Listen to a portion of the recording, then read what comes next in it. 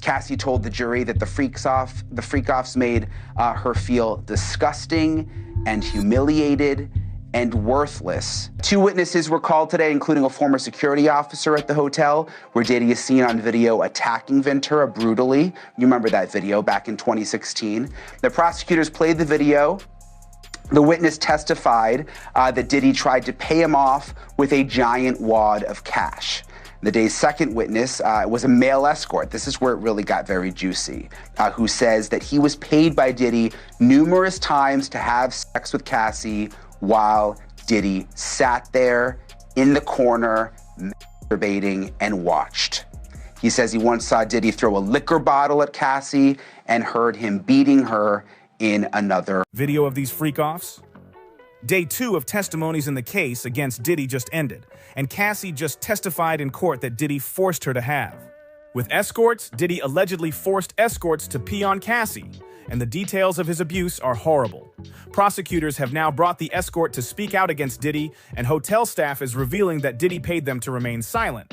Why did Cassie start crying during her testimony? And what did the escort say about Diddy? 2 witnesses were called today, including a former security officer at the hotel. Where Diddy is seen on video attacking Ventura brutally. You remember that video back in 2016? The prosecutors played the video. The witness testified that Diddy tried to pay him off with a giant wad of cash. The day's second witness, it was a male escort. This is where it really got very juicy, who says that he was paid by Diddy numerous times to have sex with Cassie while Diddy sat there in the corner masturbating and watched. He says he once saw Diddy throw a liquor bottle at Cassie and heard him beating her. In another room, the details of Diddy's abuse are horrifying, and they prove just how disgusting Diddy really is. Prosecutors have claimed that Diddy wasn't working alone, and that everyone from his chief of staff to even his bodyguards was involved in the cover-up. Diddy would pay off hotel staff, kid Cassie, after she tried to get away from him. The things that Diddy was doing to Cassie were allegedly so horrible that even the escort he hired refused to do them.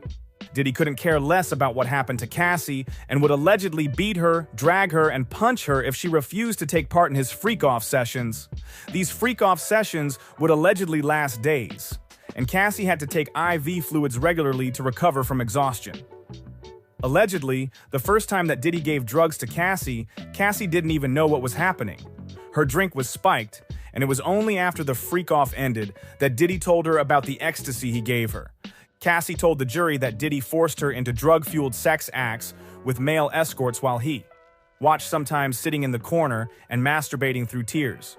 She said she took drugs to numb herself, pain, and all of it allegedly supplied by Diddy. She said the freak-offs included as many as 4 male escorts at once and typically lasted 36 to 72 hours the longest.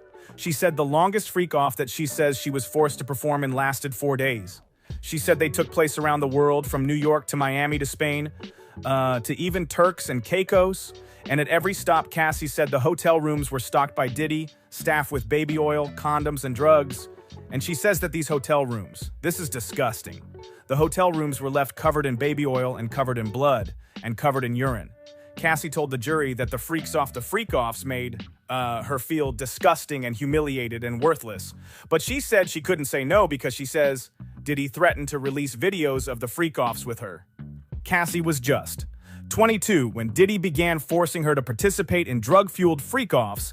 These freak-offs lasted anywhere from 1 to 4 days, during which Diddy would be continuously forcing Cassie to engage in sexual relations with different escorts. While he watched, Cassie says that she felt like these freak-offs, which happened several times a month, were almost always recorded, and it would take weeks for her to recover afterwards. Things were so horrible that even the escorts were worried about Cassie. And after seeing Diddy brutally beat Cassie after she couldn't perform, the escorts became uncomfortable. David, the escort Diddy hired, said that after he witnessed Diddy hit Cassie, he couldn't continue with the freak-off. Diddy would sit and watch Cassie have sex with escorts and was paying the escort around $4,000 to $6,000 every time.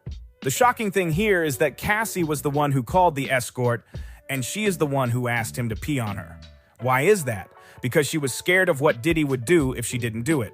Cassie says that every time that she tried to get away, Diddy would come after her and was using his employees and bodyguards to control her. the first testimony of the trial, taking jurors to Los Angeles March 2016 in the hotel where that surveillance video was taken. The first witness, an LAPD officer who worked security at the hotel, he says he responded to a call for a woman in distress on the 6th floor. The security guard described going back to Diddy's hotel room and standing in the doorway while Ventura grabbed her things inside. Another man sitting at the corner of the bed. The second witness to take the stand, Daniel Phillip, a man who said he was paid to have sex with Cassie on multiple occasions at several high-end New York City hotels while Diddy watched. The witness said he was paid between $700 and $6,000 each time. Text messages between Diddy and Cassie have also been presented in court, which clearly show that Diddy was forcing Cassie to take part in these freak-offs. One of the witnesses who testified today is a female escort that Diddy hired.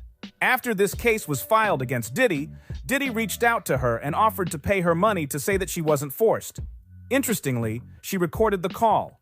During her testimony, Cassie began to cry as she was telling the judge how Diddy was essentially pimping her out to other men. Whenever Cassie would get tired during these 2-3 day-long freak-offs, Diddy would give her drugs like cocaine, Ma Exta, keep her awake. If Cassie tried to resist, Diddy would get violent and angry. Cassie also mentioned how Diddy was actually cheating on her while he was dating Kim Porter. Keep in mind that Cassie was just 19 when she started dating Diddy, and at the time, Diddy was almost 40. Cassie Ventura is sharing new details about her relationship with Sean Diddy Combs while testifying against her ex in his trial.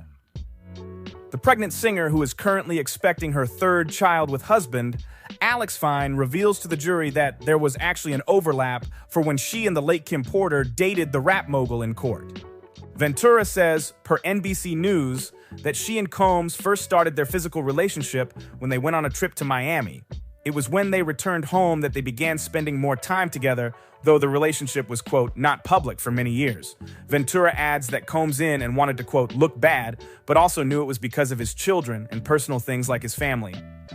When she was asked who he was with at the time, Ventura replies, quote, Kim Porter, Combs, and Porter, who unexpectedly died in 2018. Reportedly dated on and off from 1994 to 2007, with them becoming parents to son, Christian twin daughters, Delilah and Jesse, and Porter's son Quincy, whom she had from a previous relationship.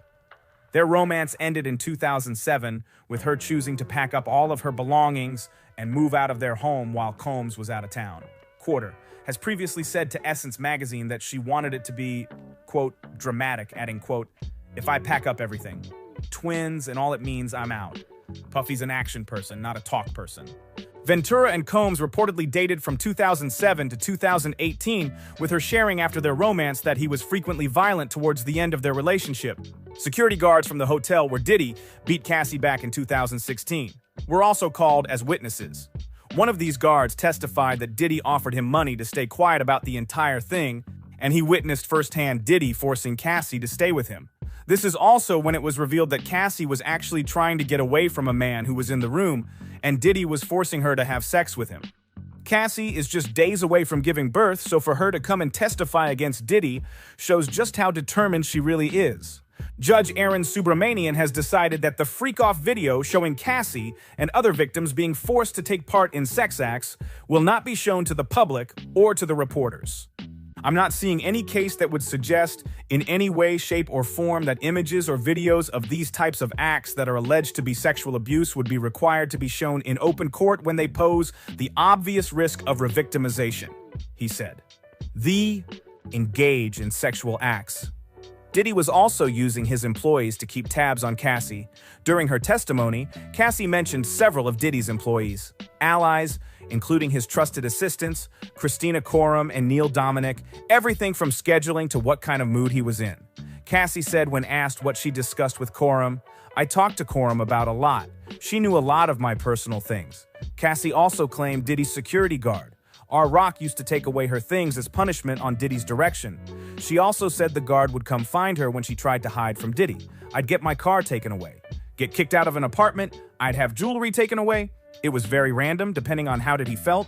With all of this going on, Diddy still hasn't given up on his old habits, and witnesses have started to go missing.